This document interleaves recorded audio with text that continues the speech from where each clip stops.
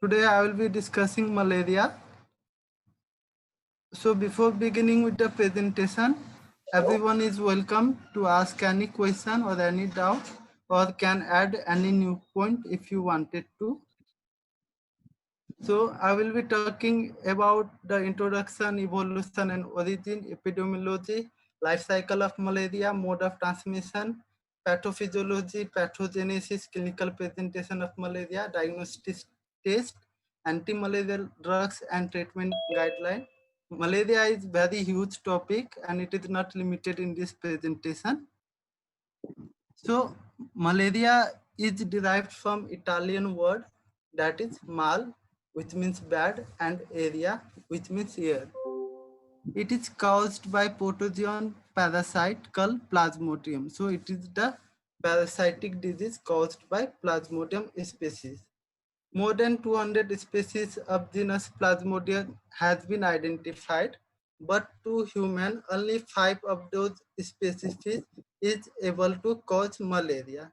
That is Plasmodium vivax, Plasmodium falciparum, Plasmodium ovale, Plasmodium malariae, and Plasmodium knowledge. This Plasmodium knowledge is a newly discovered species among the Plasmodium, which is usually found in the East Asian country. This infection is transmitted between humans by female Anopheles mosquito.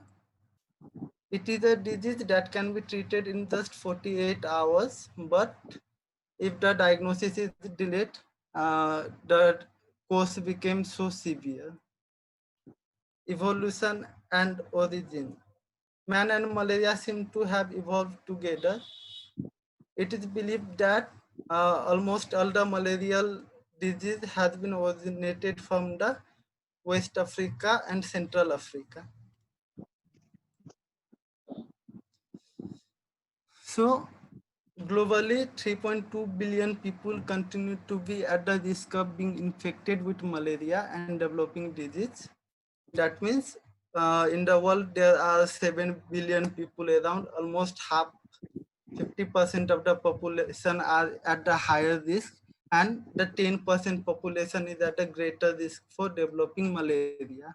According to World Malaria Report 2018, in 2017, an estimated 219 million cases of malaria occurred worldwide, compared with 239 million cases in 2010 and 217 million cases in 2016. So we are discussing malaria because it is not the rarest disease. Uh, it is a very common disease, and it can be spread from person to person. Even in India, it has a great prevalence, and some cases has been reported in Nepal as well.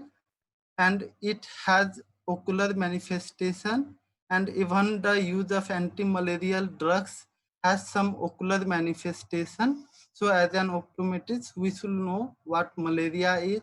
We should able to diagnose malaria. We should know what anti-malarial drugs are, and we should know the complications that occurs with the malaria. Am I clear up to here? Please respond. Yes, Karthik. Okay. Yes, Karthik. So in 2017, India has accounted 6% of all malarial cases in the world.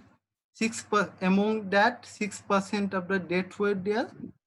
And all those reported cases, 51% were the malaria was caused by P. vivax species. So Nepal has achieved a significant reduction in its malaria. 3,900 cases were reported in 2010, and in 2018, 585 cases has been reported. So as we have seen, this malaria, this parasite is actually transmitted from human to human by the Anopheles mosquito. So Anopheles mosquito act as a vector.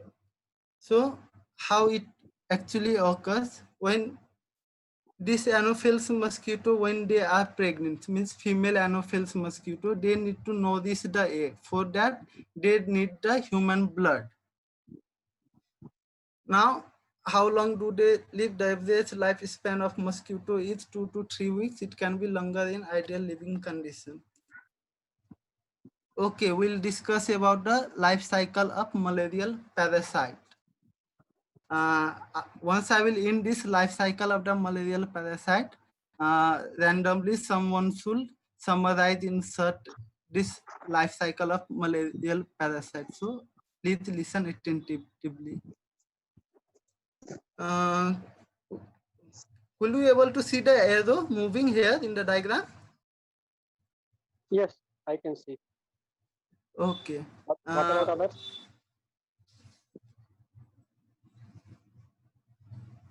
Okay, good. Okay.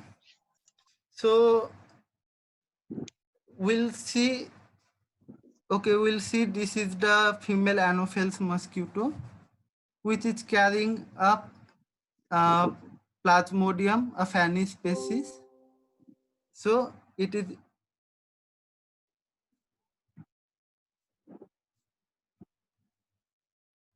sorry.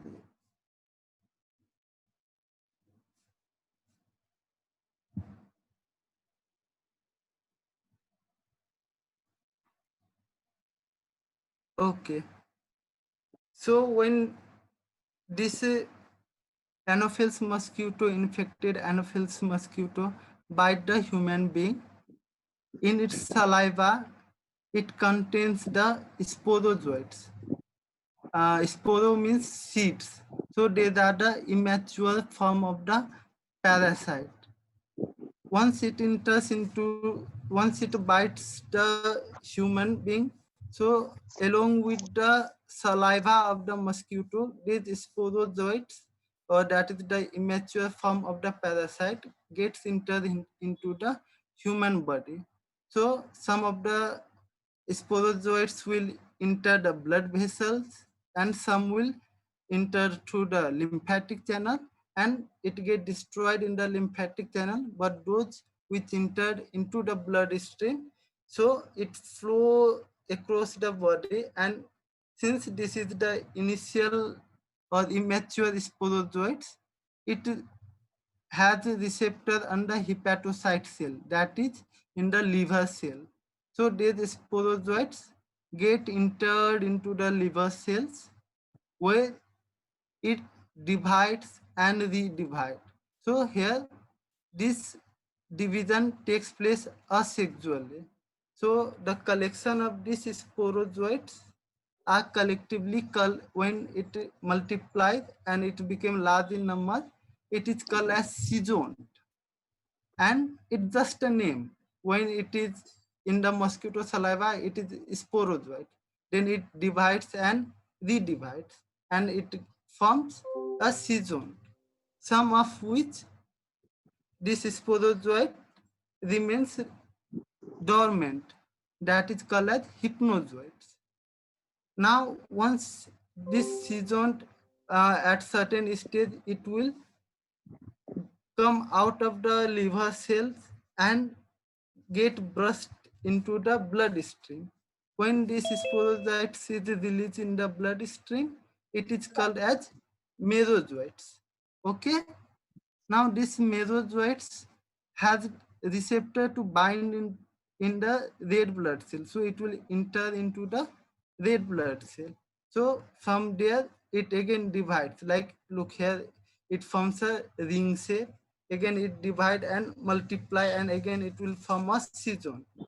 This season will get ruptured and this ruptured season will again enter into the bloodstream and again it will reinfect the blood healthy red blood cells, while some of the sporozoites or some of this trophozoite, it develop into the gametocytes and these gametocytes remain into the blood. So this completed the asexual life cycle of the plasmodium. Up to here, Anyone has any doubt? Has everyone understood this asexual life cycle of the malarial parasite, or shall I repeat it once again? Yes, anybody have any doubt can ask.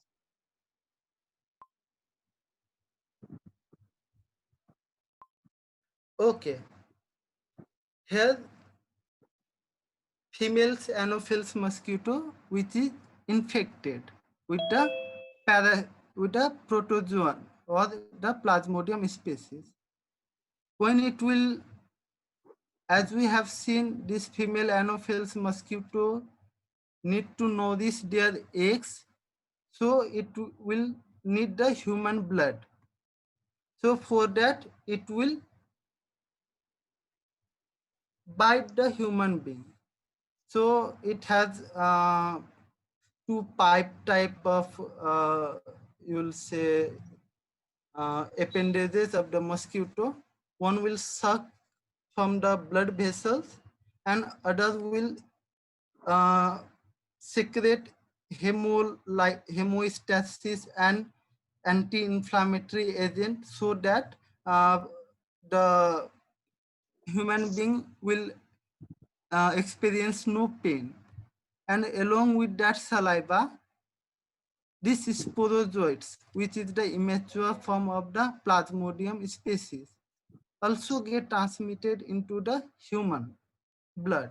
So as it has sucked from the blood vessels of human, along with that, these sporozoites will also circulate in the human blood. Some will also enter through the lymphatic vessels.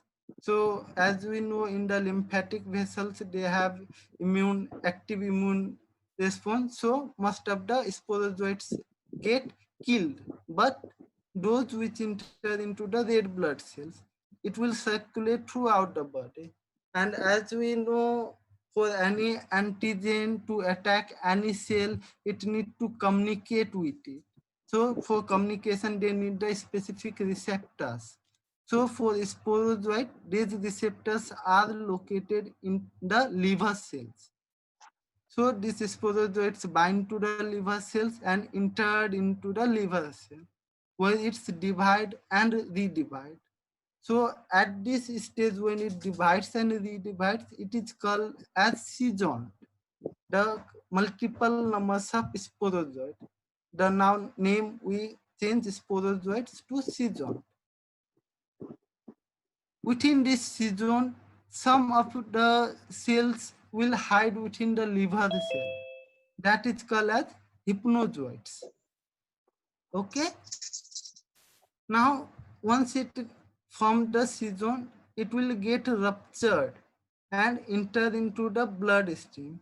This ruptured season will be now named as merozoites. Okay. Now these merozoites will have the receptors for this red blood cell, healthy red blood cell. These merozoites will enter into the RBCs, where it develop into the immature trophozoite, that is ring stage, and then again it get mature trophozoite, again it divide and redivide, again it will form a season, again RBC will rupture, that is hemolysis, and again there will be the release of sporozoites or merozoites. Again this released merozoites will again infect the healthy red blood cell, and this cycle continues. Okay, this cycle keep on continuing. However, some of the sporozoites or some of the trophozoites get transformed into the gametocytes. Gametocytes means male gamete and female gamete, and it remains in the blood.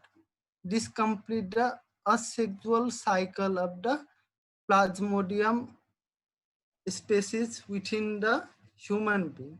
This is a sexual stage. And we can name this like it is before the erythrocytes. We can call this stage as pre-erythrocyte stage. Then after the erythrocyte stage, and Then after we'll tell this stage that's the stage of gametocytes. Am I made clear? Yes, sir. Who asked about that? Karthik, just a minute. Yes, anyone asked. Who was that person? It is clear for you now? Okay. So, Karthik, you can proceed. Okay, I would like to draw attention over here in this erythrocytic stage.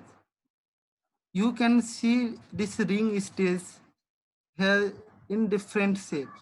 This is particularly the diagnostic stage if the patient suffers from malaria. In the pre-erythrocytic stage, the patient remains asymptomatic because there was no immune response. Since sporozoites enters into the bloodstream, within less than 1 minute, it enters into the liver cell. So before immune system will act, it remains safe within the hepatocytes. So patient experience no symptoms in this pre-erythrocytic stage. But when these ruptured erythrocytes get entered, or when this season get ruptured and the mesozoites entered into the RBCs, the patient starts showing symptoms. And in a microscopic test, this ring has significant value for the diagnosis, whether it is caused by Plasmodium vivax or ovale or falciparum. The shape of the ring will change. So this is the diagnostic stage. Okay? Am I made clear here? Please respond. Okay. So now here we have these gametocytes in the blood and the sporozoites which is continuing the erythrocytic cycle. So again, once if the healthy female Anopheles mosquito come and bite a infected human being, along with sucking blood, it will suck the gametes that is present within the human blood. So these gametes, male and female gamete, within the gut wall of this female Anopheles mosquito will form a zygote, then ookinete, then oocyst. Here multiplication of the sporozoites takes place and the rupture of oocyst, and this there will be the release of sporozoites which again entered into the saliva of the female Anopheles mosquito. Again, this cycle will continue again if it will bite to the healthy individual. So this is the sexual cycle of the malarial parasite.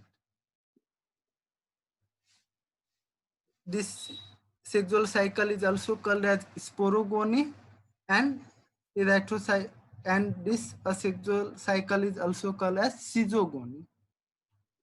Am I made clear here? Hello? Others Yes, to respond. reply.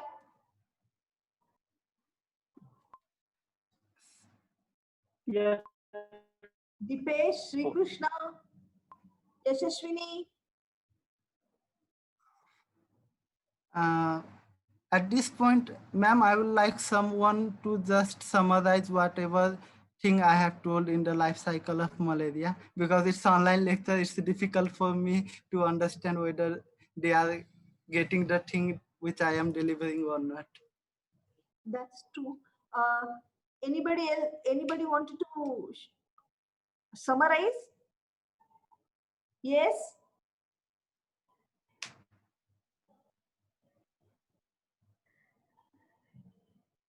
Samira. Samira is there, or Sandarya? Shivam. Yes, ma'am, I am there. Yeah. Can you summarize it? Yes, ma'am. Go ahead. Yes, ma'am. Am I audible? Yes, Yes. yes, you are audible. So this malaria infection is caused by female mosquito, Anopheles mosquito. So when it bites an human, healthy human, uh, just a minute. It contains sporocytes in it, and when it bites the human, it enters into the bloodline and also into the lymphatic system. So in the lymphatic system, in the liver cells, it gets generated. I mean, like produces and reproduces. So in the infected liver, the reproduction goes on, and at some stage they are called as schizont. And after that,